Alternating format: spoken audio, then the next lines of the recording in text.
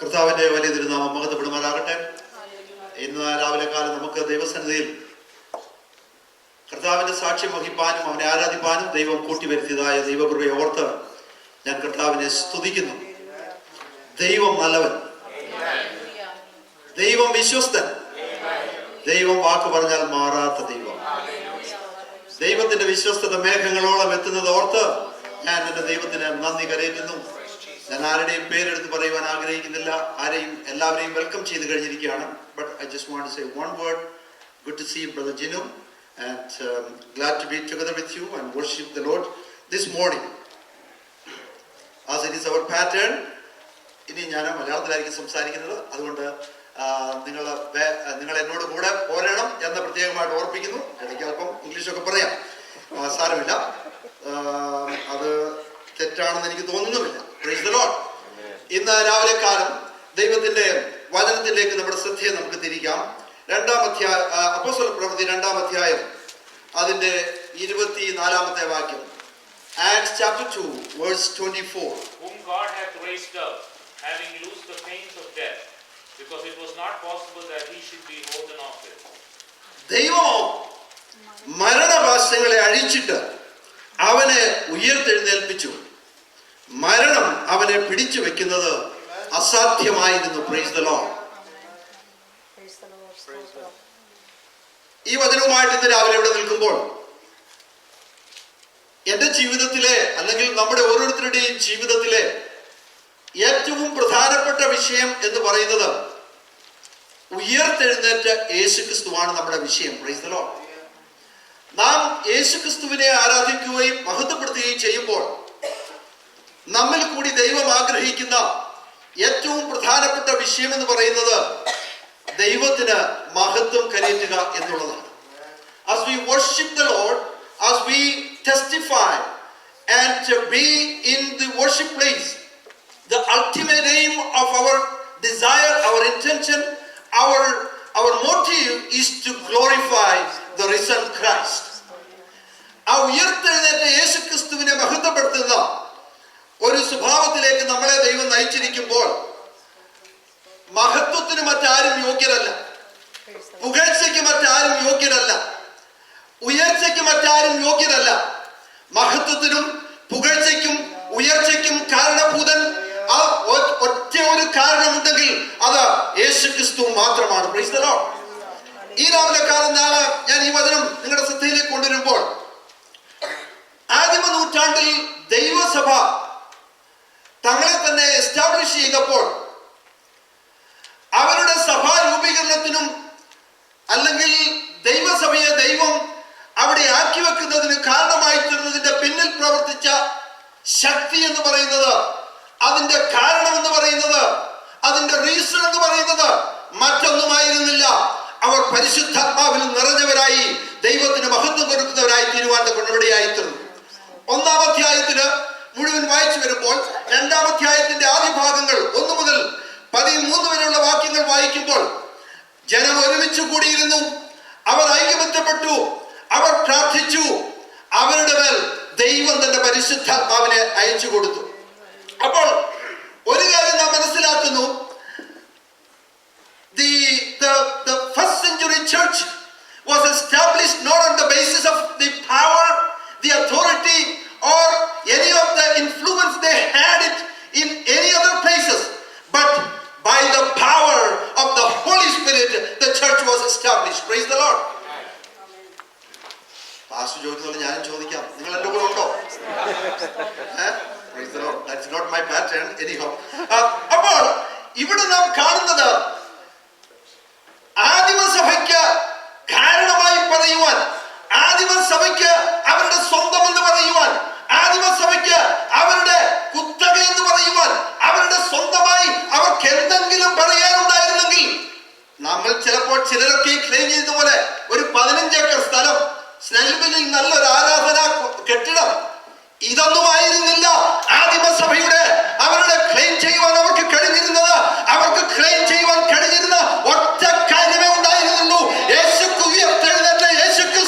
അത് മാത്രമല്ല അവരിലേക്ക് പകർന്ന പരിശുദ്ധ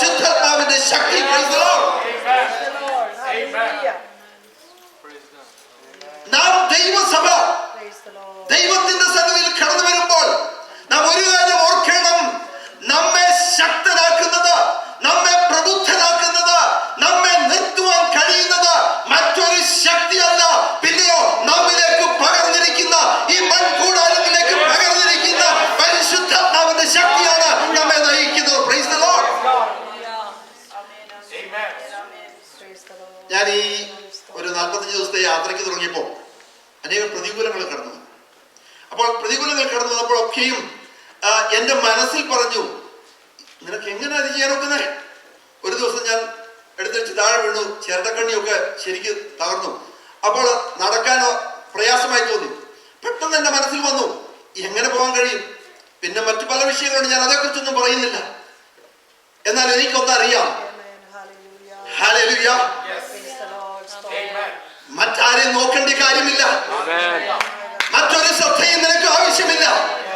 കാൽവരി ക്രൂശിൽ നീ നോക്കിക്കൊണ്ട് പരിശുദ്ധാത്മാവിന്റെ ബലത്തിൽ ആശ്രയിച്ചുകൊണ്ട് നീ എന്ത് ചെയ്താലും നിനക്ക് വേണ്ടി വാതിലുകൾ തുറക്കുന്ന ഒരു സ്വർഗീയ പിതാവാണ് നമുക്കുള്ളത്. Price the Lord.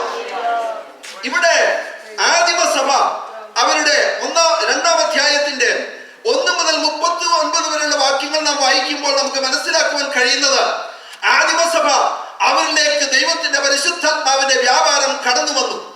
ആ പരിശുദ്ധാത്മാവിന്റെ വ്യാപാരം പഠിപ്പില്ലാത്ത, ജ്ഞാനമില്ലാത്ത, ലോകത്തിൽ പ്രബുദ്ധരല്ലാത്ത ജനത്തിന്റെ മധ്യത്തിൽ കടന്നു വന്നപ്പോൾ അത് കണ്ടിട്ട് ലോകം അതിശയിക്കുവാൻ തുടങ്ങി. അതിന്റെ 14-ാം വാക്യത്തിൽ നാം കാണുമ്പോൾ ഇങ്ങനെ കാണുന്നു, അപ്പോൾ പത്രോസ് അവരുടെ മധ്യത്തിൽ എഴുന്നേറ്റ് നിന്നു. മുക്കുവൻ, ഭയപ്പെട്ടവൻ, തിരസ്കരിച്ചവൻ, വെറുത്തു പറഞ്ഞവൻ, തള്ളിപ്പറഞ്ഞവൻ.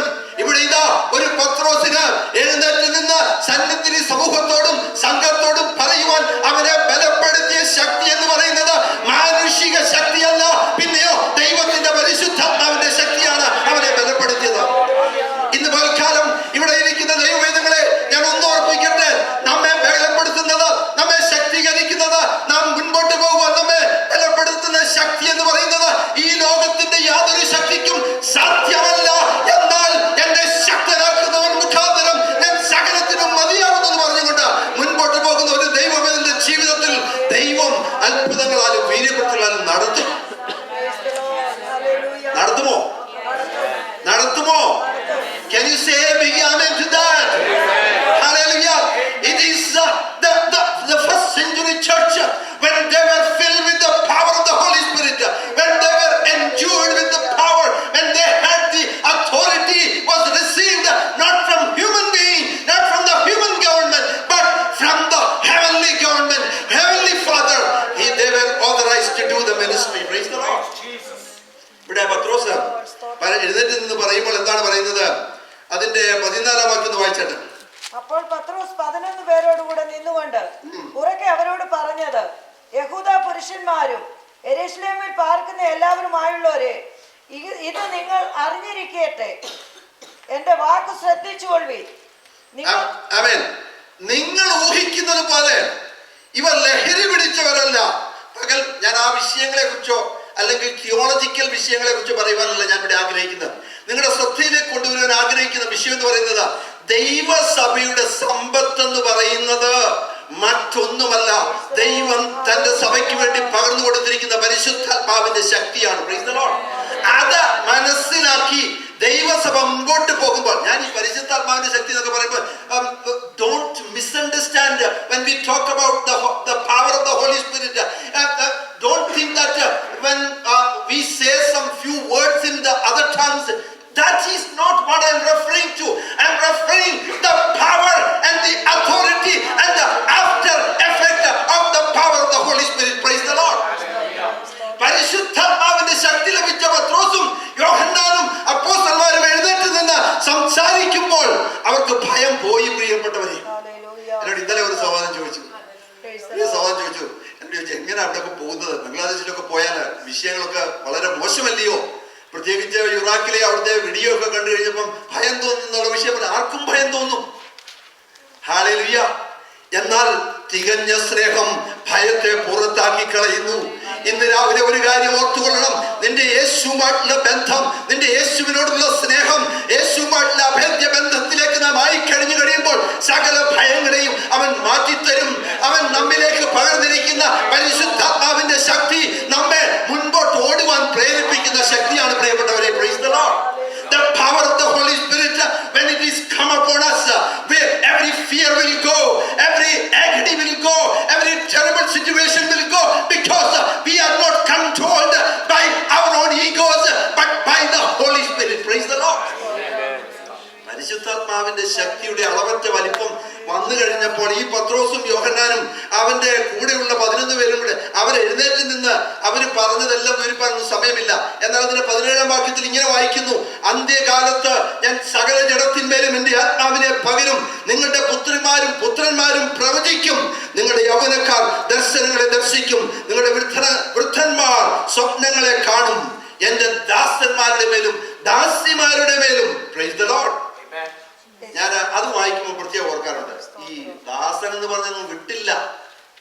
സഹോദരന്മാരെ എല്ലാം ശരിക്കും അവിടെ ഉൾക്കൊള്ളിച്ചിട്ടുണ്ട്. എന്റെ ദാസന്മാരുടെ മേലും ദാസിമാരുടെ മേലും എന്ത് ചെയ്യും? ഞാൻ ആ നാളുകളിൽ എന്റെ ആത്മാവിനെ പകരും, അവരും പ്രവചിക്കും. ഇവിടെ ഒരു കാര്യം നാം മനസ്സിലാക്കണം. ആദിമ സഭയുടെ പാറ്റേൺ ആണ് നമ്മുടെ pattern. Price the Lord. Price the Lord. ദൈവസഭ അങ്ങനെയാണ് വളരേണ്ടത്. ദൈവസഭ അങ്ങനെയാണ്. അവരുടെ ജീവിതത്തിൽ ഒന്നാമത് they were empowered. They received the power. അവർക്ക് ശക്തി ലഭിച്ചു.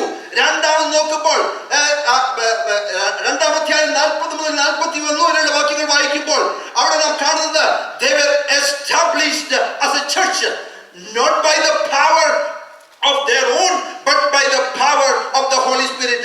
അവരിലേക്ക് ദൈവം ആ സഭയെ സ്ഥാപിച്ചെടുക്കുവാൻ അവരിലേക്ക് ദൈവത്തിന്റെ പരിശുദ്ധാത്മാവിന്റെ ശക്തിയുടെ അളവറ്റ വ്യാപാരം വന്നപ്പോൾ സഭ സ്ഥാപിക്കപ്പെടുവാൻ ഇടയായി തീർന്നു. Price the Lord.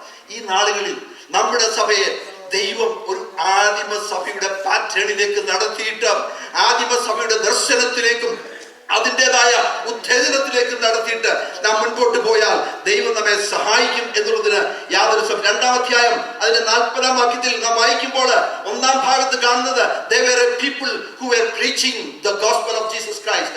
അതിന്റെ 2-ാം ഭാഗത്തിലേക്ക് വരുമ്പോൾ they were a people who were having a profession of faith in their life. മൂന്നാമത് അതിന്റെ ആ 2-ാം അധ്യായം 41-ാം വാക്യത്തിൽ വായിക്കുമ്പോൾ they were a practicing generation in that society. ഒരു കാര്യം ഓർക്കണം, ദൈവജനം എന്ന് പറയുന്നത് നമ്മെ ദൈവം ചില ഉത്തരവാദിത്തങ്ങൾ ഏൽപ്പിച്ചിട്ടുണ്ട്.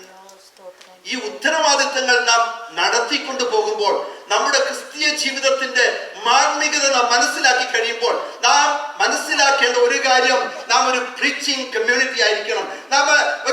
നമ്മുടെ ഫെയ്ത്ത് ഒരു പ്രൊഫഷണൽ ഫെയ്ത്ത് ഉള്ളവരായിരിക്കണം. മൂന്നാമത് നാം ഒരു പ്രാക്ടീസിങ് ജനറേഷൻ ആയിരിക്കണം. അത് എന്താണ് ക്രിസ്തീയ ജീവിതം എന്ന് പറയുന്നത്? പുൽപിറ്റുകളിൽ നിന്ന് പറയുന്ന വിഷയമല്ല. പ്രാക്ടിക്കൽ ലൈഫിൽ ക്രിസ്തീയ ജീവിതത്തിൽ അത് വ്യക്തമായി വെളിപ്പെടുത്തുവാൻ കഴിയണം. അന്നെങ്കിൽ മാത്രമേ നമ്മുടെ ക്രിസ്തീയ ജീവിതത്തിന് പ്രാമുഖ്യമുള്ളൂ, പ്രാധാന്യമുള്ളൂ. അതിന് കാതലായി എന്തെങ്കിലും പറയുവാൻ കഴിയുള്ളൂ. പ്രിയപ്പെട്ടവരെ, എന്തുകൊണ്ട്? കാരണം നാം ക്രിസ്തീയ ജീവിതത്തിൽ നമ്മൾ ക്രിസ്തുവിനെ വെളിപ്പെടുത്തുവാൻ നമുക്ക് കഴിയണം. Our Christian life should be a life where we not only proclaim through the preaching or through the profession of our faith or through the practice of our life in the church, but we have to live what Christ has told us to do. Praise the Lord. Let me go quickly. In Acts chapter 2 verse 42 we see that 42-ാം വാക്യം വായിച്ചാൽ അവർ അപ്പോസ്തലന്മാരുടെ ഉപദേശം കേട്ടും കൂട്ടായ്മ ആചരിച്ചും അപ്പം നുറുക്കിയും പ്രാർത്ഥന കഴിച്ചും പോന്നു. ഇവിടെ നാം നോക്കുമ്പോൾ they were a church who was willing to edify and bring God's grace upon the people. അവര് മറ്റുള്ളവരെ ഉത്തേജിപ്പിക്കുന്ന ഒരു സഭയായിരുന്നു. ഇന്ന് രാവിലെ കാലം നമ്മുടെ ഇരിക്കുമ്പോൾ നമുക്ക് നമ്മെ തന്നെ ഒന്ന് ചിന്തിച്ചിട്ട് നമുക്ക് നമ്മളോടൊന്ന് ചോദിക്കാം, എന്റെ ക്രിസ്തീയ ജീവിതം മുഖാന്തരം, എന്റെ സഭയിലുള്ളതായ എന്റെ പാർട്ടിസിപ്പേഷൻ മുഖാന്തരം ഞാൻ ഉത്തേജിപ്പിക്കുന്നവരാണോ അതോ താഴേട്ട് കൊണ്ടുവരുന്ന സ്വഭാവക്കാരനാണ്? ഈ സഭ അവർ 2-ാം അധ്യായം 42-ാം വാക്യത്തിൽ വായിക്കുമ്പോൾ അവർ ഉത്തേജിപ്പിച്ചുകൊണ്ട് ജനത്തെ അവരെ ശക്തീകരിച്ചുകൊണ്ട് അവർ ഒരുമിച്ച് കൂടി ഐകമത്യത്തിൽ ദൈവകൃപയിൽ ആശ്രയിച്ചുകൊണ്ട് തങ്ങളെ തന്നെ ഏൽപ്പിച്ചു കൊടുത്ത് മുൻപോട്ട് പോയിരുന്നു. അത് മാത്രമല്ല, അതിന്റെ 2-ാം അധ്യായം 42-ാം വാക്യം മുതൽ 44 മുതൽ 46 വരെയുള്ള വാക്യങ്ങൾ വായിക്കുമ്പോൾ അത് ഏറ്റവും പ്രധാനപ്പെട്ട ഒരു വിഷയമാണ്. അവരുടെ ഹൃദയം തുറന്ന് ദൈവത്തെ സ്നേഹിക്കുന്നവരായിരുന്നു. അവരുടെ കൈകളെ തുറന്ന് ദൈവജനത്തെ സഹായിക്കുന്നവരായിരുന്നു. അതുമാത്രമല്ല, അവരുടെ ഭവനങ്ങൾ ദൈവജനത്തിനും ദൈവസഭയ്ക്കും വേണ്ടി തുറന്നു കൊടുത്തവരായിരുന്നു. Price the Lord. ഹൃദയം, കയ്യ്, ഭവനം. Price the Lord. ഒന്ന് പറയാമോ? ഹൃദയം, കയ്യ്, ഭവനം. ഒരു ദൈവമായത് ആദിമ വിശ്വാസികൾ ചെയ്തതുപോലെ നമ്മുടെ ക്രിസ്തീയ ജീവിതത്തിന്റെ മാർമികത വെളിപ്പെടുത്തണമെങ്കിൽ നമ്മുടെ ഹൃദയം നമ്മൾ തുറക്കണം. Praise the lord. ആമേൻ. നമ്മുടെ കൈയും തുറക്കണം, നമ്മുടെ ഭവനവും തുറക്കണം. ഇത് മൂന്നും നടന്നു കഴിഞ്ഞാൽ അവിടെ ക്രിസ്തുവിനെ നാം വെളിപ്പെടുത്തുന്നവരായി തീരുകയാണ്. Price the Lord. ക്രിസ്തുവിനെ വെളിപ്പെടുത്തുവാൻ കഴിയാതെ, ക്രിസ്തീയ ജീവിതത്തിൽ ക്രിസ്തുവിന്റെ മാർമികത വെളിപ്പെടുത്തുവാൻ കഴിയാതെ നാം ഒരു ക്രിസ്ത്യാനിയാണെന്ന് പറഞ്ഞിട്ട് കഥയൊന്നുമില്ല. പ്രിയപ്പെട്ടവർ, ഞാൻ എന്നെ ഉൾപ്പെടുത്തി പറയുകയാണ്, കഥയൊന്നുമില്ല. ഹൃദയം തുറക്കണം, കൈ തുറക്കണം, ഭവനം തുറക്കണം. അവിടെയാണ് ദൈവകൃപ വ്യാപരിപ്പാൻ ഇവിടെയായത്. അവിടെയാണ് യേശുക്രിസ്തുവിന്റെ ആ മഹത്തരമായ സ്നേഹത്തിന്റെ ആഴം വെളിപ്പെടുത്തുവാൻ കഴിയുന്നത്. ആദിമസഭ ചെയ്തത് അവർ തങ്ങളെ തന്നെ വെളിപ്പെടുത്തി, തങ്ങളുടെ ഹൃദയങ്ങളെ തുറന്നു, അവരുടെ കൈകളെ തുറന്നു, അവരുടെ ഭവനങ്ങളെ തുറന്നു. അവർ ദൈവജനത്തിന് ഒരുമിച്ച് ആരാധിച്ച് മഹത്വപ്പെടുത്തിയിരുന്നു. Normally that we say a word that we should never become a Sunday Christian. Our life should not be a life that is limited into 2 hours of worship here.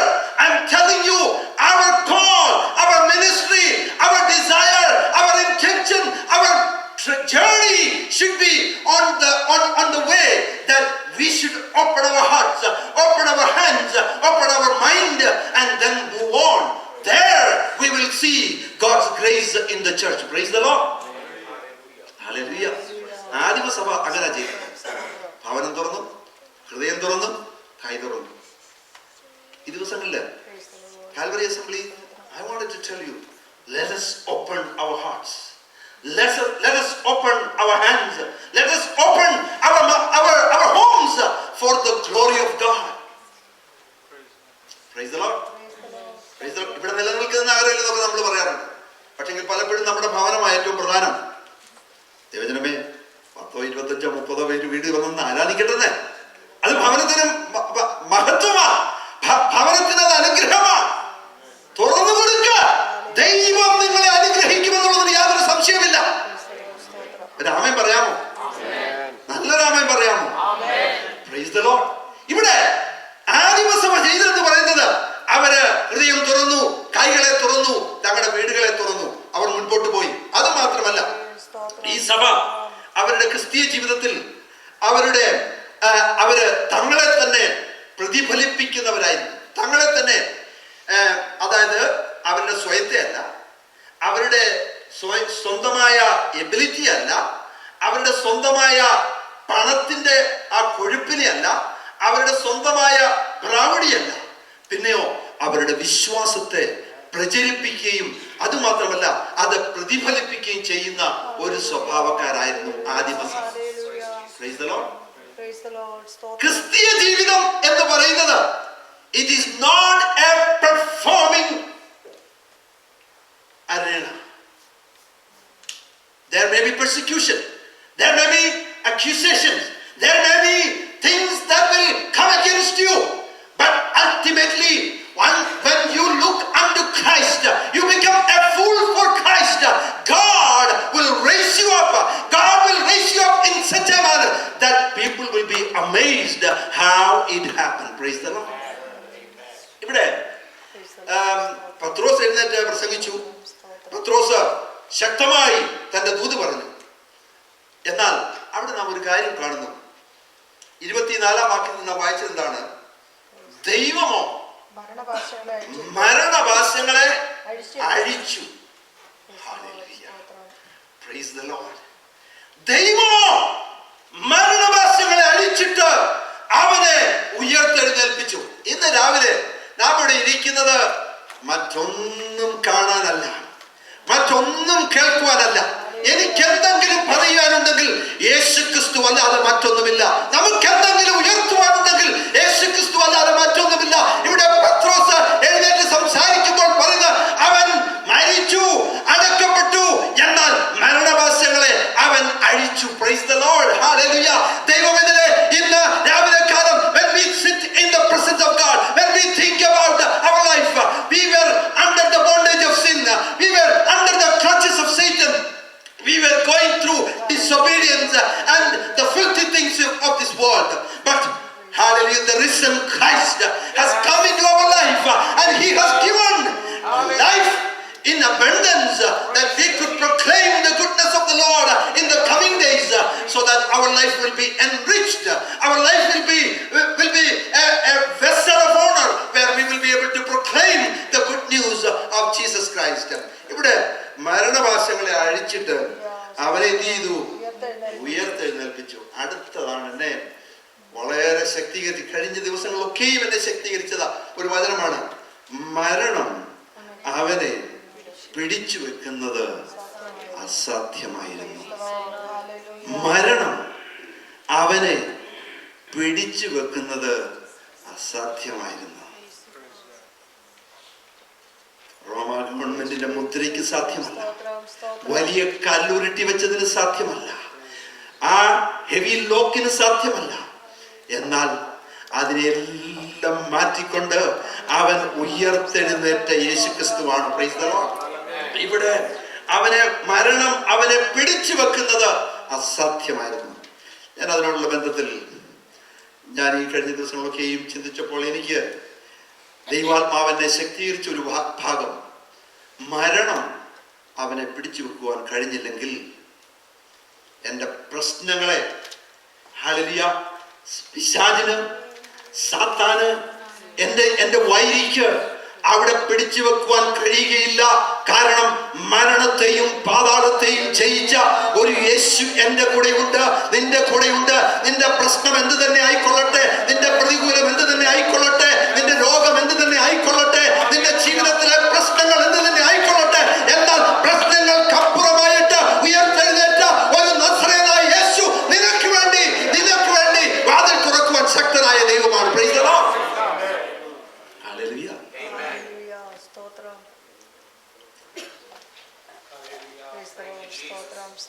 സ്തോത്രം. മരണം അവനെ പിടിച്ചടക്കുന്നത് അസാധ്യമായിരുന്നു. ഞാൻ നിങ്ങളോട് ഹൃദയം തുറന്ന് പറയട്ടെ, നമ്മുടെ പല പ്രശ്നങ്ങൾക്കും മുൻപിൽ പല കാരണങ്ങൾ കാണും. എന്നാൽ ആ കാരണങ്ങൾക്കപ്പുറമായിട്ട് നമ്മുടെ പ്രശ്നങ്ങളെ പരിഹരിക്കുവാൻ കാൽവരി ക്രൂശിൽ ചിന്തിതായ രക്തം മുഖാന്തരം ഉയർത്തെഴുന്നേറ്റ യേശുവിന് കഴിയുമെന്നുള്ളത് ഒരു യാഥാർത്ഥ്യമാണ്. യേശു ക്രിസ്തു ഇന്നലെയും ഇന്നും എന്നേക്കും അനന്യനായ ദൈവമാണ്. ഇന്നലെ രാത്രിയിൽ അമ്മച്ചി എഴുന്നേറ്റ് വന്ന് അവിടെ നിന്ന് ആ സാക്ഷ്യം പറഞ്ഞപ്പോൾ പള്ളിയിൽ അമ്മച്ചി was testifying that 4.5 minutes she was testifying. You know what? That is something that we have to understand. We do understand, but we have to understand with a deeper understanding that when Christ intervened in the problems,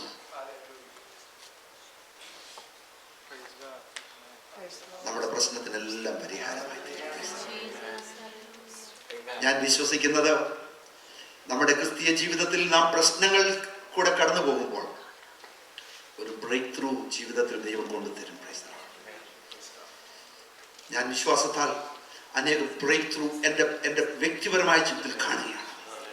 ഞാൻ വിശ്വാസത്താൽ ഈ മരണപാശങ്ങളെ അടിച്ചുയർത്ത് അതിനെ മാറ്റിയിട്ട് അതിനെ ഇല്ലാതാക്കിയിട്ട് ആ പാശങ്ങൾക്ക് അസാധ്യമായതിനെ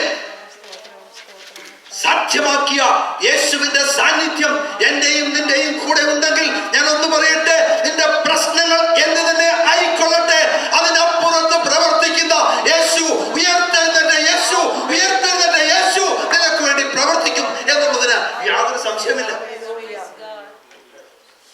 ഒരു നല്ല ആമേൻ പറയാമോ? ഞാൻ കഴിഞ്ഞ ദിവസങ്ങളിൽ കർത്താവിന്റെ ദാസൻ സാജു കൂടെ കടന്നു വന്നപ്പോൾ പറഞ്ഞ് തന്റെ അനുഭവത്തോട് ചേർന്ന അനേക വിഷയങ്ങളുണ്ട്. അതിനെ ഖണ്ഡിക്കാൻ ആർക്കും കഴിയുന്നില്ല. നമ്മുടെ ഒരു ഓരോരുത്തരുടെയും ക്രിസ്ത്യ ജീവിതത്തിൽ അനുഭവങ്ങളുണ്ട്. The testimonies and experiences of a believer is the unique one. When we go through that kind of experiences, and our testimonies will be the point at which we will be able to stand strong, and we will be able to say that Christ lives in me and he is able to do it exceedingly abundantly. ഇന്ന് രാവിലെ എൻ്റെ അനുഭവത്തോട് ചേർന്ന് ഞാനിത് പറയുമ്പോൾ ഇവിടെ ഇരിക്കുന്ന നിങ്ങളിൽ പലരും അനേക പ്രശ്നങ്ങളിൽ കൂടെ കടന്നു പോകുന്നവരുണ്ടായിരിക്കാം. ഒരുപക്ഷെങ്കിൽ കുഞ്ഞുങ്ങളുടെ വിഷയമായിരിക്കാം, ഒരുപക്ഷെങ്കിൽ ജോലി സംബന്ധമായ വിഷയമായിരിക്കാം, ഒരുപക്ഷെങ്കിൽ നിങ്ങൾ ആരോടും പറയാത്ത ഷെയർ ചെയ്യാത്ത വിഷയമായിരിക്കാം. പ്രശ്നം എന്ത് തന്നെ ആയിക്കൊള്ളട്ടെ, പ്രതികൂലം എന്ത് തന്നെ ആയിക്കൊള്ളട്ടെ, എന്നാൽ അതിനപ്പുറത്ത് ഇന്ന് രാവിലെ കാലം ഒന്ന് വിശ്വസിക്കാൻ കഴിയുമോ? മരണത്തിന് അവനെ പിടിച്ചു വെക്കുവാൻ കഴിഞ്ഞില്ലെങ്കിൽ എൻ്റെ പ്രശ്നത്തെ പരിഹരിക്കാതിരിക്കുവാൻ എൻ്റെ കർത്താവിന് കഴിയുകയില്ല. Price the Lord. മരണത്തിന് എൻ്റെ യേശുവിനെ പിടിച്ചു വെക്കുവാൻ കഴിയാതിരുന്നു എങ്കിൽ എൻ്റെ പ്രശ്നത്തിന് എൻ്റെ ദൈവം എനിക്ക് പരിഹാരം തരുമെന്ന് വിശ്വസിക്കുന്നവരുടെ കരം ഉയർത്തി കർത്താവിന് കൊടുത്തു. ദൈവജനമേ, നമ്മൾ ഈ വിശ്വാസം അല്ലെങ്കിൽ കർത്താവിനോടുള്ള നമ്മുടെ ബന്ധം എന്നൊക്കെ പറയുന്നത് വെറും ഒരു ഒരു ഒരു ഒരു സാധാരണ വിഷയമാക്കി മാറ്റരുത്. ഞാനിത് പറയാൻ കാരണം, പത്രോസ് എഴുന്നേറ്റ് അവിടെ വ്യക്തമായി സുവ്യക്തമായി ഇത് പറയുമ്പോൾ പത്രോസിന് ഭയമുണ്ടായിരുന്നത് പോയി. തൻ്റെ പ്രതികൂലങ്ങൾ ഇല്ലാഞ്ഞിട്ടല്ല, എന്നാൽ അതിൻ്റെ എല്ലാം മധ്യത്തിൽ അവനറിയാം ഉയർത്തെഴുന്നേറ്റ യേശു അവനോട് കൂടെ ഉണ്ടെന്ന്. ഞാൻ എൻ്റെ യാത്രയിൽ പാകിസ്ഥാനില് ബംഗ്ലാദേശിലോ ഒക്കെയും പല പ്രാവശ്യം യാത്ര ചെയ്തു. അനേക വിഷയങ്ങൾ ഞാനത് പറഞ്ഞിട്ടൊന്നുമില്ലെങ്കിലും അനേക വിഷയങ്ങൾ ഞാൻ അഭിമുഖീകരിച്ചിട്ടുണ്ട്. ഞാൻ അവിടെ എല്ലാം എനിക്ക് കാണുവാൻ കഴിഞ്ഞത് ഉയർത്തെഴുന്നേറ്റ ആ മരണവാസങ്ങൾക്ക് അടക്കി വെക്കുവാൻ കഴിയാതിരുന്ന യേശുവിന്റെ സാന്നിധ്യം കൂടെ ഉണ്ടായിരുന്നു. ചില സമയങ്ങളിൽ മന്ദമായിട്ടാണ്, ആരും അറിയത്തില്ല, ഒരു വിധത്തിൽ നമുക്ക് മനസ്സിലാക്കാൻ കഴിയത്തില്ല, എന്നാൽ യേശുവിന്റെ സാന്നിധ്യം നമ്മോട് കൂടെ ഇരുന്ന് നമ്മെ നടത്തുന്നു. അവന്റെ സാന്നിധ്യം മരണത്തെ അതിജീവിച്ച് മരണവാസങ്ങൾക്ക് അടക്കി വെക്കുവാൻ കഴിയാതിരുന്ന അതേ യേശു എന്നോട് കൂടെ ഉണ്ടെന്നുള്ളതായ പരമമായ ബോധ്യം ഉള്ളിന്റെ ഉള്ളിൽ കടന്നു വന്നു കഴിഞ്ഞാലുണ്ടല്ലോ, പിന്നെ ഇതൊന്നും ഭയത്തിനൊന്നും യാതൊരു കാരണവുമില്ല. Hallelujah, hallelujah. ഈ ദിവസങ്ങളിൽ നമ്മുടെ ഭയമൊന്ന് മാറട്ടെ. നമ്മളൊരു 2 hour ക്രിസ്ത്യാനി ആണെങ്കിൽ അതൊന്ന് മാറ്റിയിട്ട് ക്രിസ്തുവിന് വേണ്ടി നമ്മളെ തന്നെ നമുക്ക് ഏൽപ്പിക്കാം. സമയമൊന്നുമില്ലെന്ന്, ഇനി സമയമില്ല. There is no more time left. We are in the last days in this world. God is going to send a greater, hallelujah, revelation to the people, and we have to understand that Jesus is coming soon. Hallelujah. മരിച്ച് അടക്കപ്പെട്ട ഉയർത്തെഴുന്നേറ്റ യേശു നമ്മോട് പറഞ്ഞിരിക്കുന്നത്, ഞാൻ പോയി സ്ഥലം ഒരുക്കിയാൽ വീണ്ടും വന്ന് നിങ്ങളെ എൻ്റെ അടുക്കൽ ചേർക്കും. ആ ഒരു പ്രത്യാശയിലും ധൈര്യത്തിലും നമ്മുടെ ക്രിസ്ത്യ ജീവിതം നയിപ്പാൻ നമുക്കിടയായി തീരട്ടെ. ഈ രാവിലെ കാലം നമുക്ക് ഒരു എംപവേർഡ് ചർച്ചായിട്ട്, അല്ലെങ്കിൽ ഒരു ദൈവസന്നിധിയിൽ സമർപ്പിക്കപ്പെട്ട ശക്തി പ്രാപിച്ച ഒരു സഭയായിട്ട് നമുക്ക് മുമ്പോട്ട് പോകാൻ സ്വർഗീയ പിതാവ് കൃപ തരട്ടെ. ആ ഉയർത്തെഴുന്നേറ്റ മരണവാസങ്ങൾക്ക് അടക്കി വെക്കുവാൻ കഴിയാതിരുന്ന യേശു തന്നെ ആയിരിക്കട്ടെ നമ്മുടെ രക്ഷകൻ, അവൻ തന്നെ ആയിരിക്കട്ടെ നമ്മുടെ പരിപാലകൻ, അവൻ തന്നെ ആയിരിക്കട്ടെ നമ്മുടെ സകലത്തിനും സകലവുമായവൻ. നിങ്ങൾ എന്നെ ഓർത്ത് പ്രാർത്ഥിക്കണം. I'll be away for 45 days, but I know a church who prays is very valuable to me. I'm not asking you to give me money or anything. No, don't worry about that. But pray for me when I'm away. I need your prayers. God bless you. Thank you, Pastor. Thank you, church. I have some of my newsletters outside. Please take a couple.